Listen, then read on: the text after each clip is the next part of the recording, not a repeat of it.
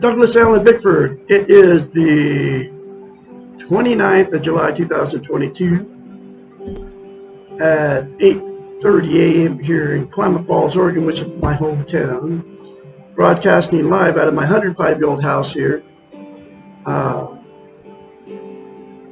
am a self-taught psychiatrist, therapist, and counselor. I have thousands of hours of studying how the brain works. It's also called the science of the mind. I am on Facebook and YouTube for absolutely one reason. That is to help you attain a healthy mind and maintain it. And how to do that is you attain and maintain self-esteem. It comes out of this book right here, The Portable Therapist, written by Dr. Susanna McMahon. She has a doctorate in psychology, so makes her a psychiatrist. She also has a master's in philosophy. She is 73, lives in Madrid, Texas with her husband. She wrote this book in the 90s. It was published in 1992.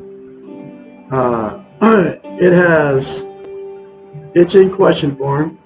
I call them lessons, but every lesson in it talks about how we've been trained and taught not to have self-esteem, not to have a healthy mind. As a psychiatrist, she knows, and now I know too, because I'm a self-trained, self-taught psychiatrist, just like self-taught musicians, right? I don't have the degree, but I have thousands of hours of studying how the brain functions, just like she's got into it. But she's got the degree, so she did all the other stuff to get the degree, which is the English and mathematics and all that stuff, right? Anyway, so I have studied just the science of the mind. Okay, so that's why I am a self-taught psychiatrist, therapist, and counselor. Okay. Anyway, so to attain a healthy mind, you have to have self-esteem. She's had thousands of clients. She knew this as a psychiatrist. She knows it. I know it. Okay. They would hire her as a psychiatrist and pay her huge money to fix their unhealthy minds or help them fix their unhealthy minds, right? And because that's what psychiatrists do. That's why they study the science of the mind and know how the brain functions. So, in order to get a healthy mind, you have to attain and maintain self-esteem. So she had to come up with a concept to get her clients to give themselves self-esteem. And here's that very simple concept. It's what I'm teaching now. You look at yourself in the mirror and say 4 things. It's called mirror therapy. Say, I love you. I love my inner child. I'm worthy to be loved. I'm worthy to love. I am full of goodness. Those 4 things to yourself in the mirror daily without fail will give you self-esteem instantaneously. It works. But to maintain that self-esteem, you have to practice it. It's like lifting weights. If you lift weights for a while and you stop, you have to start over from scratch. Self-esteem, to maintain it, is exactly the same thing. Okay? What self-esteem is, it's how you feel about yourself inside. It's also known as self-confidence, self-worth, self-love.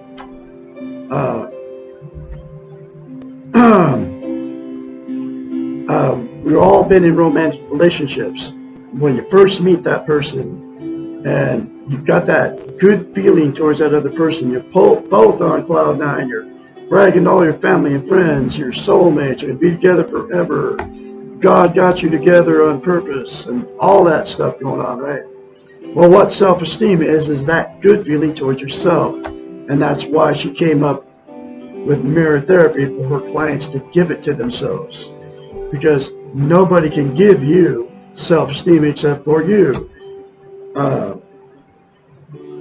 So the reason mirror therapy is so powerful and it works, we cannot lie to ourselves in the mirror. So what happens is, it's a psychological event that happens in your brain You can't look dead straight in your eyes in the mirror and tell yourself something that you don't believe about yourself. So that's why you can very easily get in front of the mirror and criticize yourself, whether you think it or say it. And excuse me.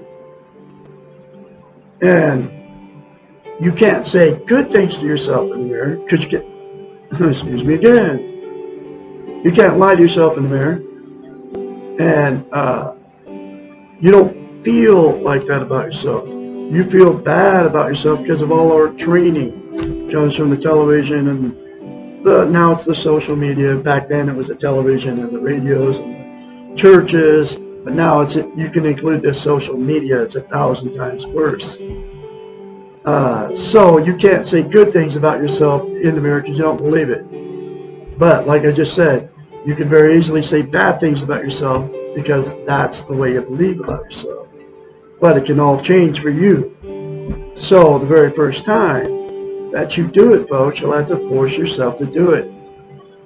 Say it to yourself in the mirror. The more you say it, the more you feel it, and the more you believe it. It'll feel very strange and awkward. In fact, it feels very strange and awkward for me to tell you this because nobody's ever taught you how to get self-esteem. That's why I'm here. The reason it is vital as a human being, it's the absolute most important thing you can have as a human being. And you gotta wonder why nobody's teaching it. Okay, how to get it.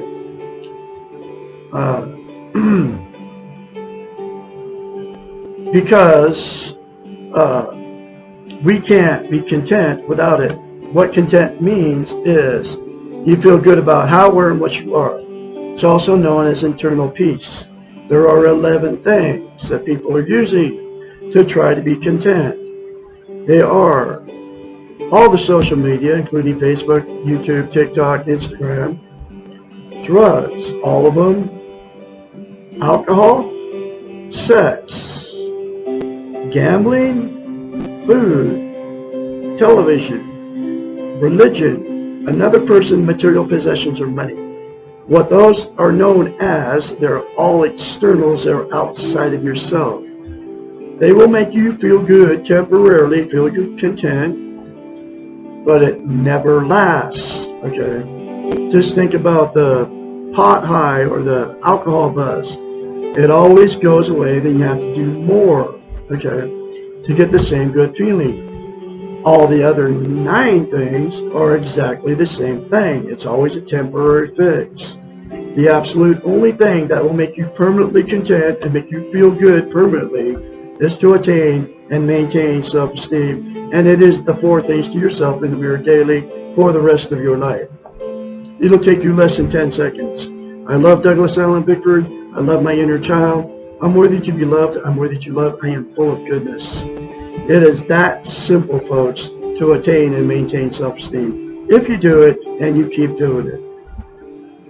The second reason it is so vital as a human being to attain and maintain self-esteem is we can't be loved without it, and we can't give love without it. So what happens is 2 people with no self-esteem will attract each other. And after the good feeling goes away, then that's when all the fights and arguments start. Okay. Cheating on each other, drug and alcohol use, going to bars, picking up strange people to have sex with, telling all your family and friends about how terrible these people are to you. And, you know, the lies, the calling each other names, you all been in them, okay? You know what I'm talking about. There's no peace in the relationship. So, because the relationship turned toxic, the 2 people involved will divorce or separate, right? And then the same 2 people will go jump in a different relationship and try to find that good feeling and be happy again, right? And the exact same thing will happen. It's why you've been married more than once. It's why you've had many failed relationships. It's why I've been married more than once. I've been married 4 times because of it and had many failed relationships, okay? The second thing that'll happen is the 2 that got together no self-esteem. They'll stay in that destructive relationship forever. And the emotional, sexual, and physical abuse that those two dished out to themselves, each other, and their children, all of it just gets swept under the rug. All the secrets, the lies, the cheating, all of that gets swept under the rug by everybody, including the two, which means it never gets talked about, never gets fixed, and then it becomes a dysfunctional family at that point, and these dysfunctional families produce more dysfunctional families down the line. And the cycle just continues. And the very last thing that will happen in two that got together, no self-esteem, is the two that got together and have had so many failed marriages and so many failed relationships will just exit out of the romantic scene and be alone for the rest of their lives. And then they'll use the 11 things to try to be happy, just like they did in the relationship. They both did it. And you can't be content, you can't have internal peace until you attain and maintain self-esteem. So they'll still be just as miserable alone as they were in the relationship with that person. And they don't even know why. It's because they don't have self-esteem. So there's a solution, there's a cure, okay, for all of it, okay. And that's to attain and maintain self-esteem, which is the 4 things to yourself in the mirror. I love you, I love my inner child, I'm worthy to be loved, I'm worthy to love, I am full of goodness every day for the rest of your life, if all parties get involved. And then get this book together if you're in a toxic relationship, go through it, do the many more concepts in this book that will fix your unhealthy mind. And the person all alone out there can fix it so they can have internal peace. Because like I said, you can't have internal peace without it. Okay. Then if you're in a toxic relationship and that person doesn't want to change, you want to change, but the other person doesn't want to change, it'll give you the strength and the courage to walk away from the abuse. Okay. From the name calling and all that junk. Because then you'll get internal peace. And you won't, once you attain and maintain self-esteem, you won't allow people to abuse you anymore. And name calling is emotional abuse, folks. All right, hold on a second here.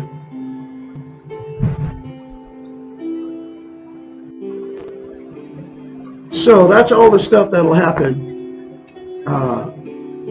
with two that got involved with no self-esteem. There's absolutely only one way that you can get a healthy relationship.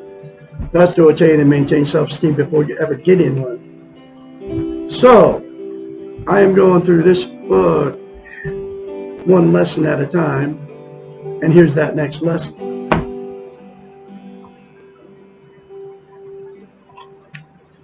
What is a dysfunctional family? Just what I just talked about. This term is currently used to define families or relationships that do not function in a healthy manner. People involved in these families are caught in some type of vicious cycle that is causing all concern, pain, and destructive patterns of relating with each other and to themselves. Families with an alcoholic, a drug addict, a member with a personality disorder, an abusive member, a criminal, or any type of destructive person are usually dysfunctional. This term evolved from perceiving the family as a system rather than focusing only on the offender's problem. When one person in the family has a major problem, the whole family has the problem and everyone becomes involved in the mess. I was in my last marriage. It was a very, very dysfunctional family. I married into it, man, and it lasted 3.5 years. I had no idea what was going on until I learned the science of the mind. Okay.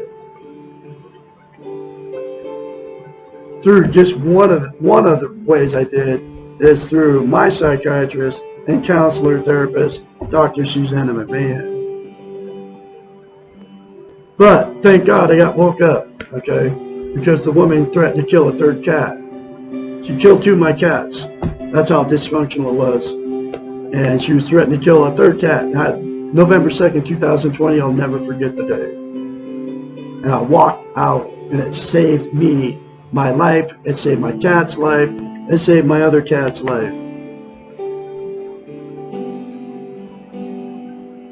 Everyone in the family becomes a victim in some way of the problem. Unfortunately, too many families today, and she wrote this book 30 years ago, folks, it's way worse now with social media, seem to be dysfunctional. These families have too much tension, a lack of meaningful communication, and inability to deal with feelings. Wow. I find out all this stuff with my own 2 children.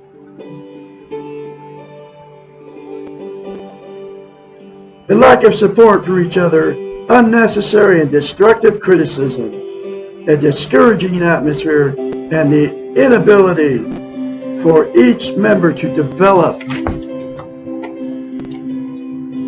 and grow in a positive way. The home feels more like a war zone than a safe, secure place. A sure sign that we live in a dysfunctional family is when we hate or are afraid to go home.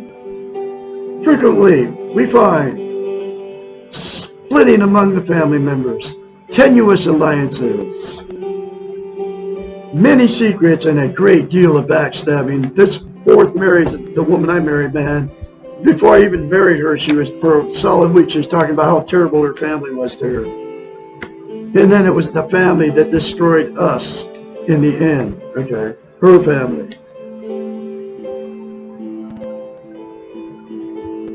Each member of the family learns unhealthy defenses in order to survive. And the children of these families take their faulty training with them into their relationships. Oh, wow. Just what I just told you about. Because of no self-esteem.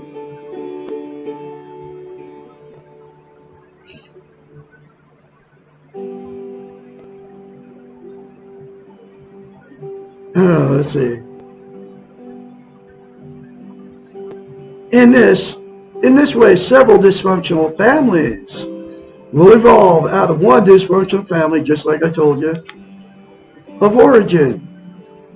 And then the cycle continues.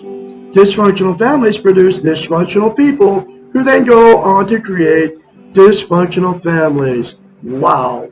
There's billions of people in this right now. Family therapists discovered that it is not enough to take the person with the problem out of the family for treatment and then send the patient back into the dysfunctional system.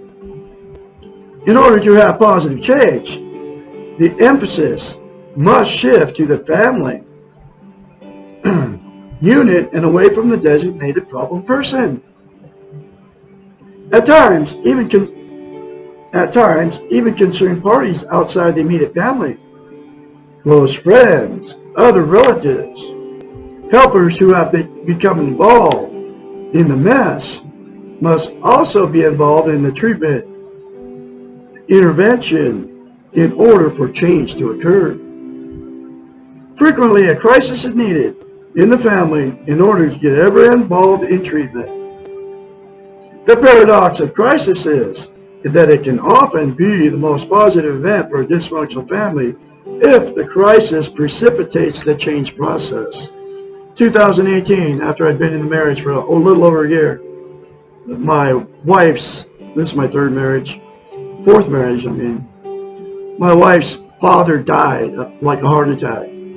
And all that did was split the family up even more, okay? Then they started talking trash, yelling and screaming at each other, fighting over his stuff and all that stuff. Even though he died, okay? So it didn't change one thing.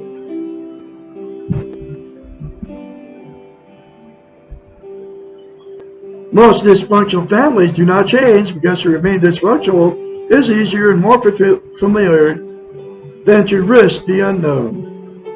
The familiarity of the problem and the family's responses to it create a crazy kind of security for the family members. Better the devil you know than the one you do not know. It seems to be easier to remain static and stuck than to learn and develop new patterns. This is a terrible illusion because dysfunctional relationships require much more energy to maintain than healthy ones, and the effort involved in this maintenance does not produce positive rewards for anyone involved. If the family refuses to change its destructive system, then the family member who wants to change must choose to do so on his or her own, regardless of the family's reaction. This can be a very difficult choice, sometimes, most of the time, leading to the separation from the sick system. However, we are responsible for ourselves first. This is exactly what happened to me. I have separated myself from my own children that are dysfunctional. I have changed. I have got healthy-minded because of my psychiatrist, Dr. Susanna McMahon. I have pleaded with my daughter just recently to try to change, and it destroyed. The more I change, the more it destroys our relationship between me and her. And I can't be around discouraging other people anymore. I refuse to. My whole family is dysfunctional. My brothers, my sisters, my mother and father they're both dead now. But I have changed. I'm probably the absolute only one in the family that's changed and removed myself from discouraging others. You have to do it, folks. And I can help you because I am now self-taught psychiatrist, counselor, and therapist. Call me 458-232-5238 to set up your 1 hour therapy sessions 4 times a month. I can help you. I specialize in emotional, sexual, and physical abuse because I am a victim, and that's what got me to change myself and get a healthy mind. And now I'm on Facebook and YouTube. I can teach you and to get the same thing I got. So you can get out of a dysfunctional relationship. You can get out of which is a toxic relationship. You can get out of a dysfunctional family.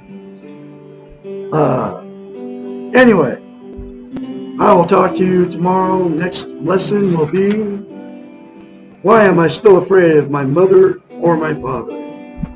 Lesson 71. You all have a great Friday out there. I'll be talking to you tomorrow.